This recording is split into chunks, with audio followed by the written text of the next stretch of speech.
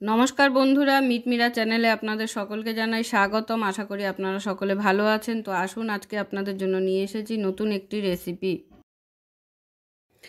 তো আজকের রেসিপি হলো আমার রুই মাছের মশলা কারি। তো তার জন্য এখানে আমি 6 পিস রুই মাছ নিয়ে নিয়েছি। এখন আমি মাছটাকে ম্যারিনেশন করব। তা প্রথমে দিয়ে দিচ্ছি ম্যারিনেশনের জন্য 1 চামচ লবণ,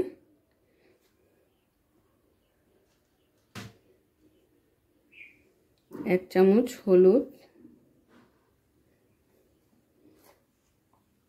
1 চামচ কাশ্মীরি লঙ্কা গুঁড়ো, মাছটাকে ভালো করে ম্যারিনেশন করার জন্য দিয়ে দিচ্ছি একটু সর্ষের তেল।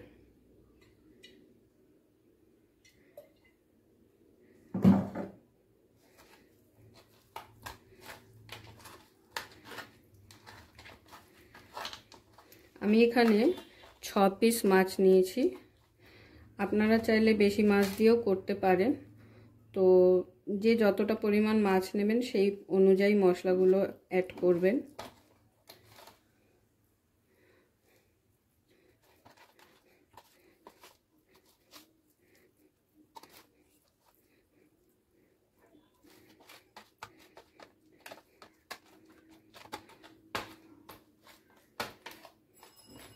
তো মাছটাকে এখন আমি 10 মিনিটের জন্য রেস্টে রেখে দেব।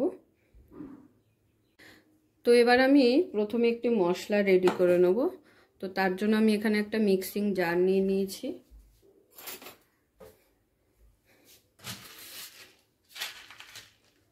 এতে দিয়ে দিচ্ছি 1 চামচ গোলমরিচ, 1 চামচের মতো ধনে, গোটা ধনে,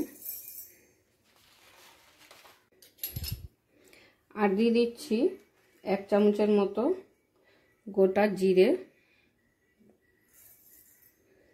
আর কালো সর্ষে 1 চামচ। তো এগুলোকে এবার একসাথে আমি পেস্ট করব। তো ছোট্ট একটা টিপস, এখানে আমি একটু ধনেপাতাও অ্যাড করব। তো এর মধ্যে রসুন আর আদাটা দিয়ে একসাথেই পেস্ট করা যায়, লঙ্কা, কাঁচা লঙ্কা। যেহেতু আমার রসুনের পেস্ট আগে থাকতে রেডি করা রয়েছে, তো ওর জন্য আমি এখানে আর রসুনটা ব্যবহার করছি না। তো এর মধ্যে আপনারা চাইলেন আমি যে যে মশলাগুলো দিলাম তার সাথে রসুন দুটো, একটু ছোট একটা আদার টুকরো আর কাঁচা লঙ্কা দিয়ে আপনারা একসাথে বাটতে পারেন। কিন্তু যেহেতু আমার ওগুলো আলাদাভাবে বাটার রেডি করা রয়েছে, তো সেই জন্য আমি এগুলোকেই বেটে নেব। তো এর মধ্যে আমি সামান্য পরিমাণ জল দিয়ে দিলাম।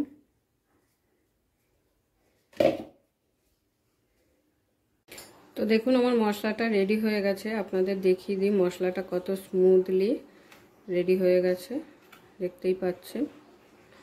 তো এখন আমি আরও একটি মশলা রেডি করব। মশলা না, একটি পেস্ট তৈরি করে নেব। সেটা হলো টমেটো।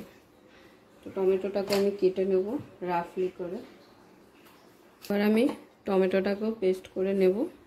টমেটো পেস্টও রেডি হয়ে গেছে।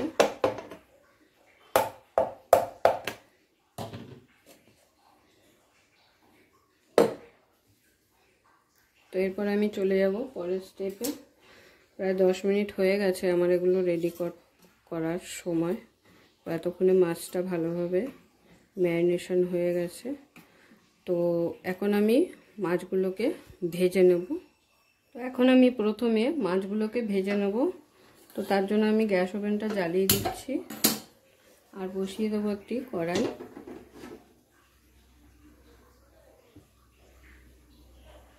কড়াইটা গরম হয়ে গেলে আমি কড়াতে তেল দিয়ে দেবো।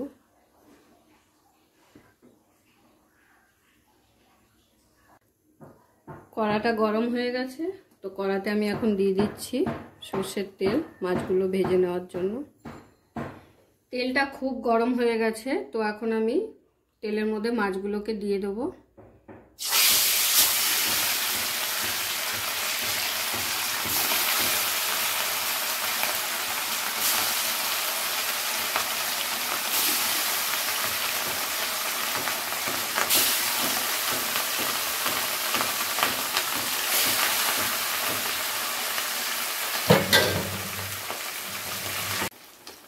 দেখুন আমার মাছগুলো সুন্দর লাল লাল করে ভাজা হয়ে গেছে। একটু কড়া করেই ভাজতে হবে এরকম। তো আমি কড়া করে ভেজে নিয়েছি। এবার একটি পাত্রে তুলে নিচ্ছি মাছগুলো। আমি কিন্তু মাছ ভাজার জন্য এখানে বেশ অনেকটাই তেল ব্যবহার করেছি। তো এতটা তেল কেন ব্যবহার করেছি সেটাও আপনাদের বলবো। তো সব মাছগুলো আমি ঠিক এইভাবে ভেজে নিয়েছি কড়া করে। তো এখন আমি ফোড়নের জন্য দিয়ে দেব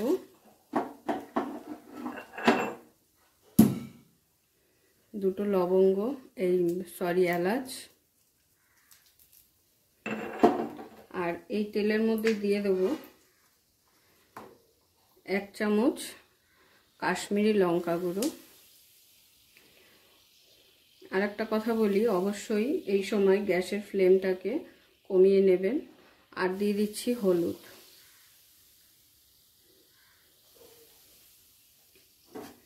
এইভাবে তেলের মধ্যে লঙ্কা আর হলুদটা দিয়ে দিলে খুব সুন্দর কালার আসে। তো এরপর আমি দিয়ে দেবো রেডি করে রাখা মশলাটি, যেটা আমি পেস্ট করে রেখেছিলাম।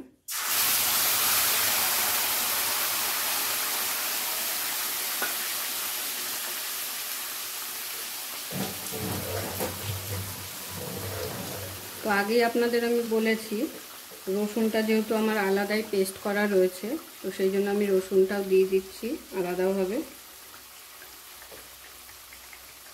2 চামচের মতো রসুন দিলাম। আর আদা বাটা সামান্য পরিমাণ। আর দিয়ে দেবো কাঁচা লঙ্কা বাটা। আপনারা আপনাদের স্বাদ অনুযায়ী ঝালটা ব্যবহার করবেন। আমি এখানে 2 চামচের মতো লঙ্কা বাটা দিলাম। তো এবারে এই মশলাগুলোকে একসাথে করে সব ভালো করে ফ্রাই করে নিতে হবে।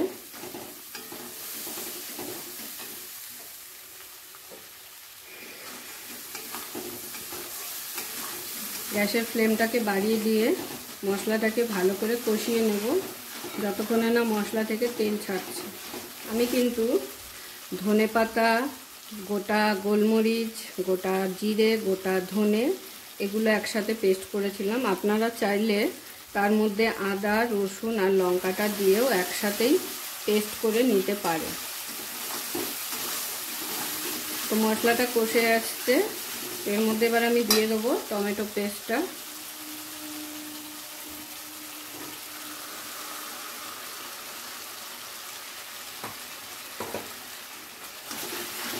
টমেটো পেস্টটা দিয়ে ততক্ষণ নাড়তে হবে যতক্ষণে না মশলা থেকে ভালো করে তেল ছাড়ছে আর টমেটোর কাঁচা গন্ধটা চলে যাচ্ছে।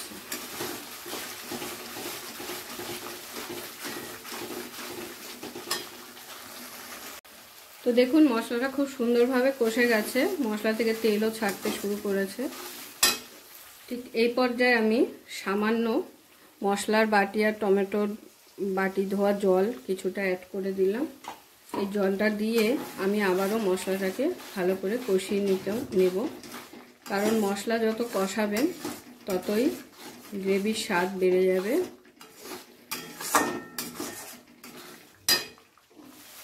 জল দেওয়ার পরে মশলাটা আবারও কষে গেছে, মশলার গা দিয়ে তেল ছাড়তে শুরু করেছে দেখুন।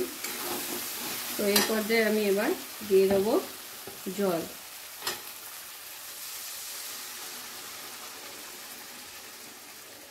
এক কাপের মতো জল দিলাম।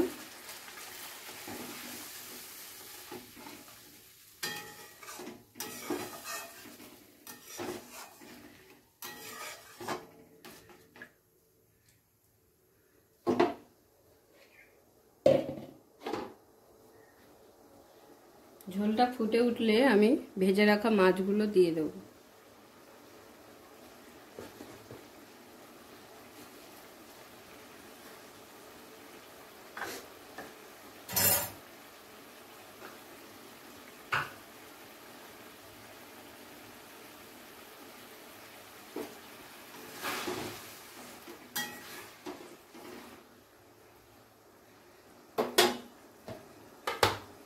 গ্রেভিটা ফুটে উঠেছে, তো এবার আমি মাছগুলো দিয়ে দিচ্ছি।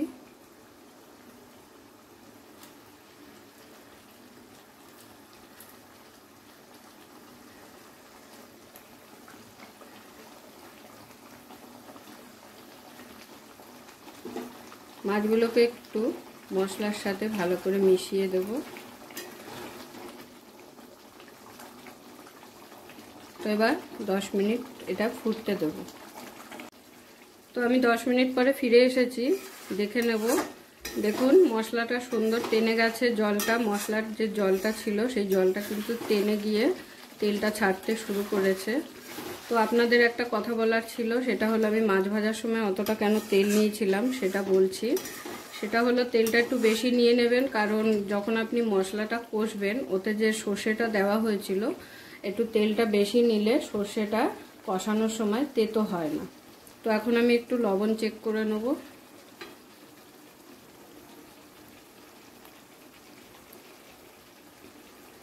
তা আপনারাও নামানোর আগে অবশ্যই একবার নুনটা চেক করে নেবেন। তো আমার এখানে আর একটু নুনের প্রয়োজন আছে, তো সেই জন্য আমি একটু নুন অ্যাড করে দিলাম আবার।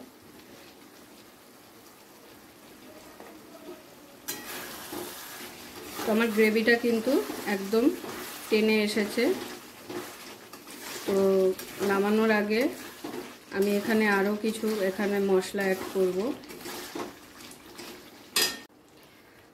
তো নামানোর আগে আমি এখন এখানে দিয়ে দেব 1 চামচ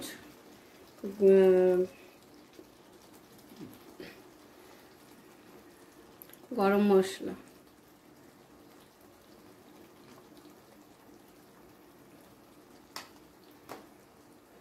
আর দিয়ে দিচ্ছি কটা কাঁচা লঙ্কা চেরা, আর দিয়ে দেব ধনেপাতা কুচানো।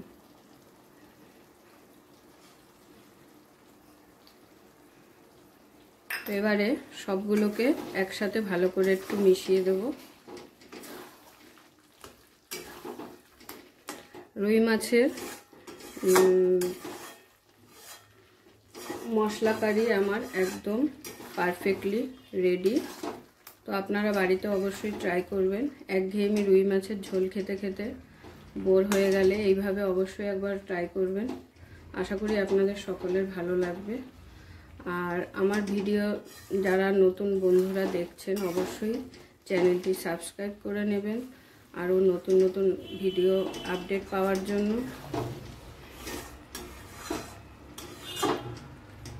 তো আমার রুই মাছের মশলা রেসিপি একদম রেডি। এবার আমি সার্ভ করব।